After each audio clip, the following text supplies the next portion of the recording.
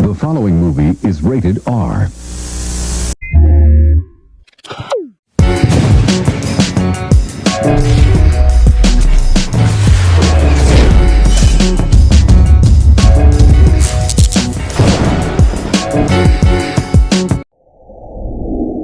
What's going on, y'all, and welcome back to the channel. I hope everybody is feeling good this morning. I also want to say happy belated Thanksgiving to those of you who celebrate Thanksgiving as a holiday. I hope that you had a phenomenal time entertaining family and friends and eating all of that good food. Now, with all of that said, I also want to announce that I will be changing the channel back to Tough News TV over the weekend after all of the negative backlash that I got through email, so forth and so on. You guys helped me build this channel, and I just want to show you guys that I'm open for criticism and I will listen, and some of the points that you guys made perfect sense. So I'm changing the channel back over the weekend to Tough News TV, and quite frankly, I'm done experimenting with ideas and things of that nature as it pertains to changing the name of my channel. It will remain Tough News TV forever. But anyway, let's move along to this crazy story that took place in DC. And you had two National Guards that were shot on Wednesday. And according to reports, one of the guards have unfortunately passed away. Her name was Sarah Beckstrom, and she was only 20. Now, the other member of the National Guard who was wounded, Andrew Wolf, is 24 years old, and he's still fighting for his life, and he's in critical condition. Now, warning, I know that I'm fitting to botch his name, but honestly, I really don't even care. So the suspect has been identified as Ramanullah Lakenwal, who is 29. Now, when the incident transpired or whatever, he was shot and detained, and he's being hospitalized at this particular point for his injuries as well, of course, with supervision of law enforcement. Now, when I look at the things that are being said about this situation all over social media, it just seems as though that people are just bouncing ideas all around. What's that saying? Throwing spaghetti up against the wall and hoping that something sticks. That's what it seems like. So what I want to do right here is turn your attention to a couple of content creators that are talking about this in depth, and then I'll be back.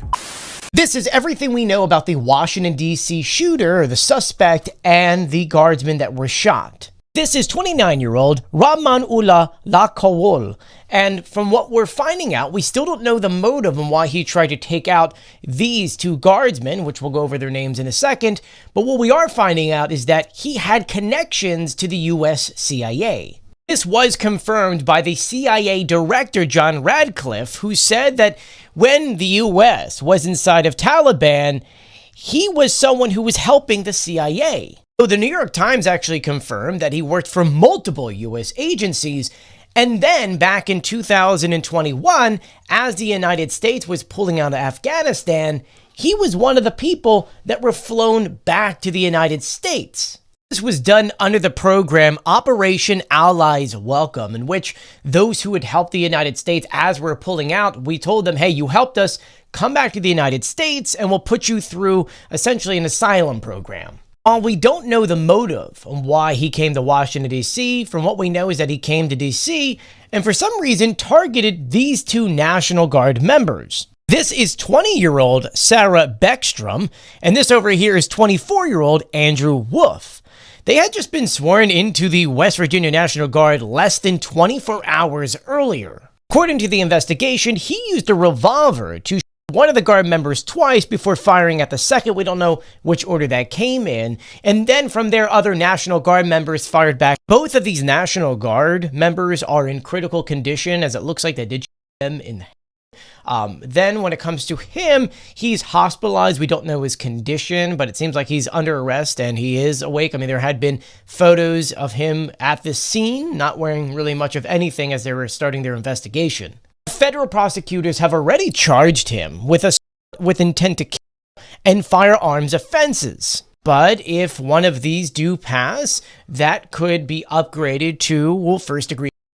We're also seeing now multiple investigations taking place, some in Washington, D.C., some in San Diego, some in Washington State, as they're trying to put together, is this a terrorist incident? Are they going to be expecting more of these things happening? At the same time, USCIS has paused all immigration processes for Afghan nationals pending a review of the vetting procedure. President Trump has now ordered 500 more National Guard members brought to Washington, D.C. because they're worried about this being a terrorist incident. This investigation is now expanding as they're really trying to figure out if he's working with anyone either here or outside of the country. I will, of course, keep you guys updated, so please do share my videos and follow me for more. No, I didn't jump right in after the tragedy in DC today because frankly, I was terrified I was going to accidentally spread misinformation like the governor of West Virginia. But now that some time has passed, let's go through the things we actually know. One thing we know is that 6 days ago, a federal judge declared the deployment of National Guard troops to Washington, D.C. to be illegal. While I understand that in the United States, tragedies like this are often unavoidable, I can in fact deduce that if Trump had just followed the federal judge's orders, this specific tragedy would have been avoided. Then there's another thing we know, and that's that even in Washington, D.C., the National Guard is prohibited from enforcing civilian law, meaning every member of the National Guard who is sent to an American city is automatically at a disadvantage, because even if they suspect they may be witnessing criminal behavior, the best thing they can do is refer it to a police officer just like the rest of us. This is why putting the National Guard in cities is such a risk. When they find themselves in a situation that might be dangerous, their options are a lot more limited, which is why the power to send the National Guard into American cities is considered a last resort, used only in the event of a true emergency. Which brings me to the last thing we know. There was no emergency that warranted the National Guard being in DC, because even in Washington, DC, violent crime rates are down significantly over the past 5 years. And the total crime rate in DC overall is lower than something like 20 other major American cities. You know, I know people who serve in the National Guard. They are amazing people who signed up despite having families and day jobs to serve America when we needed them most. Now it feels like the hundreds of thousands of people who made the choice to serve the United States are less safe because of Donald Trump.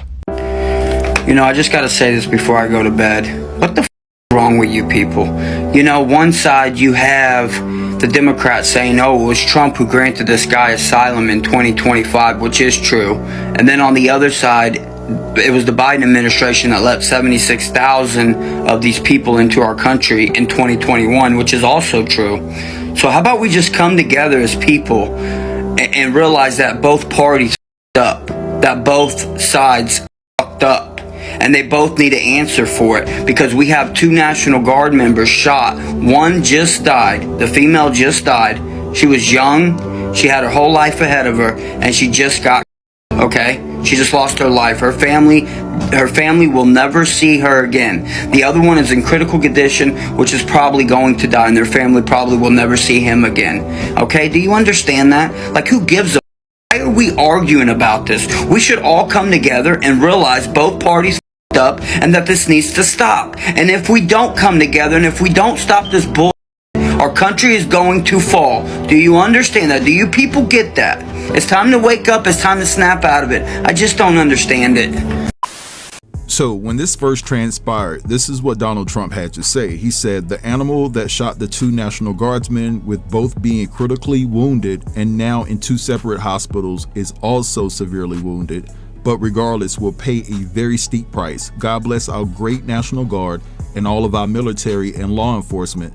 These are truly great people. I, as President of the United States, and everyone associated with the office of the presidency, I'm with you. Now, some people are saying that Trump is using the National Guard as a pawn, and some way, somehow, he wants to institute martial law. He wants to become a dictator, right? He doesn't want to leave office. But I want to hear from you guys. I want you to feel free to drop down in the comments and let me know what you think. I do want to say rest in peace to the young lady who lost her life, putting her life on the line for this country. And also, I hope the guy, Andrew, the other guardsman, pulls through.